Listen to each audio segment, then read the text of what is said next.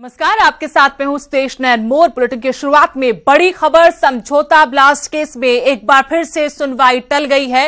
Bar council की हड़ताल की वजह से आज सुनवाई टाल दी गई।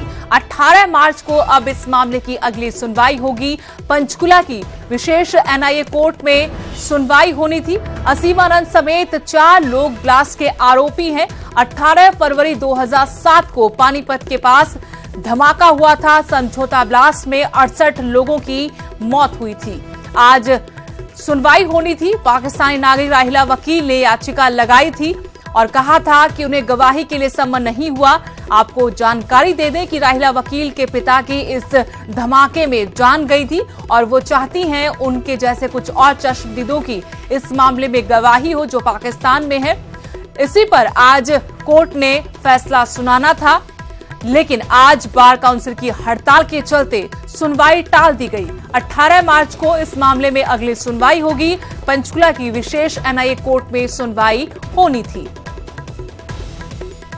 दूसरे अक्यूज्ड हैं, अगर ये बेकसूर है, हम भी मानते हैं हो सकता है ये बेकसूर हो, लेकिन मैं ये आपसे वादा कर रहा हूँ, ये हिंदुस्तान की जनता से नहीं पूरी दुनिया से ये वादा कर रहा हूँ कि अगर ट्रायल के दौरान मुझे ये लगा कि इन्होंने ऐसा नहीं किया तो ये मोमिन मलिक इंडियन लॉयर आपको वादा करता है कि झूठा असीमानंद को या उसके साथियों को झूठा गवाही देकर के झूठे केस में सजा नहीं होने देगा। मैं दूध का दूध और पानी का पानी चाहता हूँ।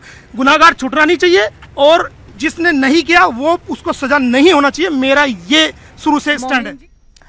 और इस खबर पर और जानकारी हम लेंगे, सीधा रुख करेंगे पंचकुला का, जहां से मेरे सहयोगी अंकित दुदानी जुड़े हैं। अंकित, आज एक बार फिर से समझौता ब्लास्ट मामले में सुनवाई टल गई है, क्या और जानकारी देना चाहेंगे?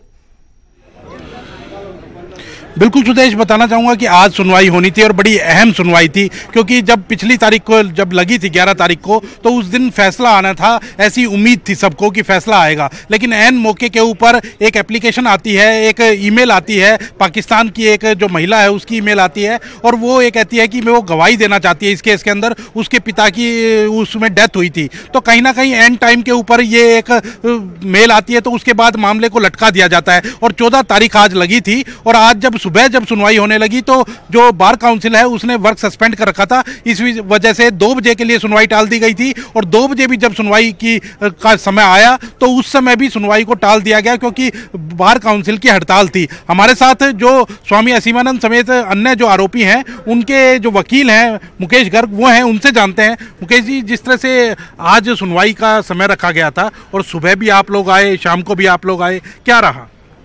आज केस में सुनवाई होनी थी, लेकिन डिस्ट्रिक्ट बार एसोसिएशन पंचकुला के किसी लोकल इशू पर वर्क सस्पेंड था, तो वर्क सस्पेंशन की वजह से सुबह भी नहीं हम कोर्ट में जा पाए और उसके बाद कोर्ट ने एडजॉर्न किया 2 बजे के लिए। 2 बजे फिर वही स्थिति थी, जिसलिए आज सुनवाई नहीं हो पाई और सुनवाई को सोमवार के लिए टाल दिया गया है। अब सोमवार को सुनवाई होगी। लेकिन जिस तरह से 11 तारीख को अगर फैसला आने की सबको उम्मीद थी कि फैसला आएगा, लेकिन उस एन मौके के ऊपर एक एप्लीकेशन आती है, एक ईमेल आती है, तो क्या लगता है कि कोई मामले को लटकाने की कोशिश हो रही है? बिल्कुल बिल्कुल, विलंब मामले को लटकाने के लिए, विलंब करने के लिए ही दी गई है। जो लोग पहले चाहते थे इस केस को लंबा करना, वही लोग अब दोबारा अपना प्रयास करके अपने प्रयास में सफल हुए हैं। मामले को कुछ दिन के लिए टाल दिया गया है। तो पहले क्या सम्मन नहीं दिए गए थे? क्योंकि वो कह रहे हैं कि सम्मन नहीं पहुंचे थे, इस वजह से वो एप्लीकेशन लगी है। सम्मन बहुत बार कोर्ट ने भेजे हैं through Indian embassy to foreign embassy. Pakistan embassy का, फॉरेन मिनिस्ट्री का एक बार कोर्ट में लेटर भी आया था कि 4 महीने का समय कम से कम दिया जाए हमें गवाहों को पेश करने के लिए। उसके बाद भी 3 बार गवाहों को 4-4 महीने का समय फॉरेन एम्बेसी को दिया गया है, जिसमें इस्लामाबाद जो पाकिस्तान गवर्नमेंट है उसने समन तामील कराए या नहीं कराए, उसको कम से कम 6 बार ये बात उनको लिखी गई है कि आप बताइए, तो लेकिन किसी भी बार पाकिस्तान सरकार की तरफ से कोई रिस्पॉन्स नहीं आया, जिसके बाद उन गवाहों को छोड़ दिया गया था। तो क्या कोई साजिश मान के चल रहे हैं इसके पीछे? बिल्कुल, मेलाफाइड। यदि वास्तव में इनको आना होता, इनको कोई अर्जी लगानी होती तो ये पहले लगा सकते थे। ये जिन्होंने अर्जी लगाई है ये उनके क्लेम केसेस कर रहे हैं, वो ये नहीं कह सकते हमें जानकारी नहीं है। वो जिस राहिला वकील का जिसने वकालतनामा इन्होंने पेश किया है वो ऑलरेडी उनके पास में था, तो वो पहले आकर कोर्ट में कह सकते थे। अब केवल निर्णय वाले दिन जब जज साहब निर्णय सुनाने लगे तब आके इन्होंने उसको टालने के लिए, कोर्ट की प्रोसीडिंग्स को, लीगल प्रोसीजर को स्टाल करने के लिए ये एप्लीकेशन मेलाफाइडली लगाई है। बिल्कुल, आप देख सकते हैं सुदेश की साफ तौर पर कहना है कि एक योजनाबद्ध तरीके से एक रणनीति के तहत ये एप्लीकेशन लगाई गई है। अदरवाइज काफी बार सम्मन दिया गया था, पाकिस्तान एम्बेसी को सम्मन दिया गया था, उन्होंने 4 महीने का समय मांगा था, वो भी दिया गया था, उसके बावजूद भी कोई गवाह पेश नहीं हुआ। और जिस दिन निर्णय आना की उम्मीद थी कि निर्णय आएगा, आज जज निर्णय सुनाएंगे, उस दिन वो मेल आती है और उसके बाद मामले को लटका दिया जाता है। जी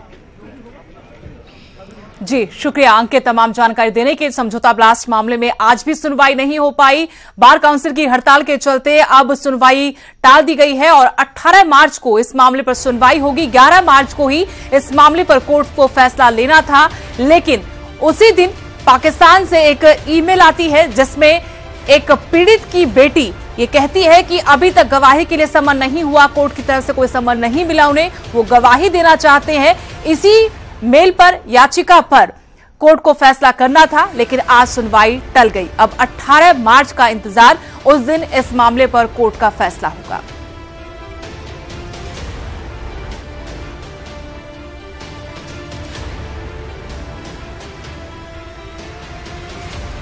समझौता ब्लास्ट केस में आज एक बार फिर से सुनवाई टल गई। जो आरोपी हैं उनके वकील की तरफ से यह आरोप लगाया गया है कि जानबूझकर मामले को लटकाया जा रहा है।